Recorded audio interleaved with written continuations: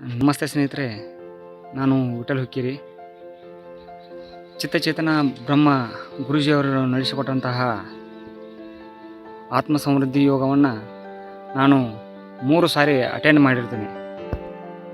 ಆ ಆತ್ಮ ಸಮೃದ್ಧಿ ಯೋಗದಲ್ಲಿ ಏನಿದೆ ಅಂದರೆ, ಜೀವನದ ಎಲ್ಲ ಆಯಾಮಗಳ ಬಗ್ಗೆ ಬಹಳ ವಿವರಣವಾಗಿ ಚಿತ್ತಚೇತನ ಗುರೂಜಿಯವರು ವಿವರಿಸುವುದರಿಂದ ನಮ್ಮ ಜೀವನದಲ್ಲಿ ಆಗ್ತಕ್ಕಂಥ ತೊಂದರೆಗಳು, ಕಷ್ಟಗಳು ನಿವಾರಣೆಗೆ ಅದೊಂದು ಸಂಜೀವಿನಿ ಥರ ಕೆಲಸ ಮಾಡುತ್ತದೆ ಎಂಬುದು ನನ್ನ ವೈಯಕ್ತಿಕ ಅಭಿಪ್ರಾಯವಾಗಿದೆ.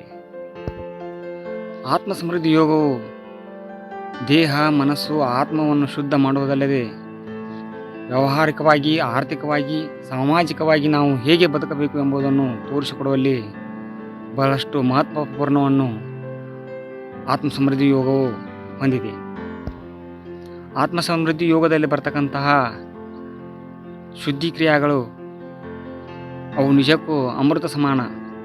ಅವು ನಮ್ಮ ಈ ಜನ್ಮದ, ಪೂರ್ವ ಜನ್ಮದ ಅನೇಕ ಜನ್ಮಾಂತರಗಳಿಂದ ಬಂದಂತಹ ಅನೇಕ ಲೋಪದೋಷಗಳನ್ನು ನಿವಾರಿಸುವಲ್ಲಿ ಈ ಶುದ್ಧೀಕರಣ ಕ್ರಿಯೆಗಳು ನಮ್ಮನ್ನು ಬಹಳಷ್ಟು ಉತ್ತಮಗೊಳಿಸುವುದರ ಜೊತೆಗೆ ಒಂದು ಗಂಗೆಯ ಥರ ಅಂದರೆ ಪವಿತ್ರವಾದ ಗಂಗಾ ನದಿಯ ಥರ ನಮ್ಮನ್ನು ಶುಚಿಗೊಳಿಸುವಲ್ಲಿ ಶ್ರೇಷ್ಠವಾದ ಕೆಲಸವನ್ನು ಮಾಡುತ್ತವೆ ಎಂಬುದು ನಾವು ತಿಳಿದುಕೊಳ್ಳಬೇಕಾಗಿದೆ. ಜೀವನದಲ್ಲಿ ನಾವು ಅನೇಕ ಕಷ್ಟ ಕಾರ್ಪಣ್ಯಗಳಿಂದ ಬಳಲುತ್ತಿರ್ತೇವೆ.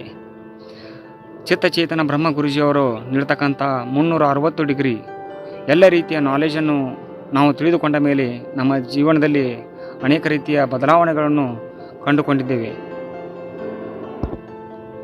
ಒಂದು ಗಾಳಿಪಟ ಮೇಲಕ್ಕೆ ಇರಲು ಅದಕ್ಕೆ ಒಂದು ಸೂತ್ರ ಎನ್ನುವುದು ಬೇಕೇ ಬೇಕು. ಅದೇ ರೀತಿಯು ಮನುಷ್ಯನಿಗೂ ಒಬ್ಬ ಗುರುವಿನ ಅವಶ್ಯಕತೆ ಇದ್ದು, ಹಾಗೂ ಆ ಗುರುವಿನಿಂದ ಅನೇಕ ರೀತಿಯ ವಿದ್ಯೆಗಳನ್ನು ಕಲಿತಾಗಲೇ ಆ ಜೀವನಕ್ಕೊಂದು ಮಹತ್ವ ಇರುತ್ತದೆ.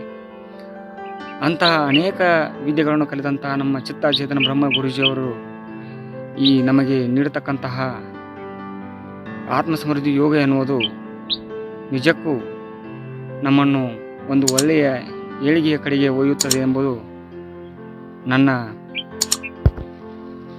ವೈಯಕ್ತಿಕ ಅನುಭವದ ಮಾತಾಗಿದೆ. ಧನ್ಯವಾದಗಳು ಸ್ನೇಹಿತರೆ.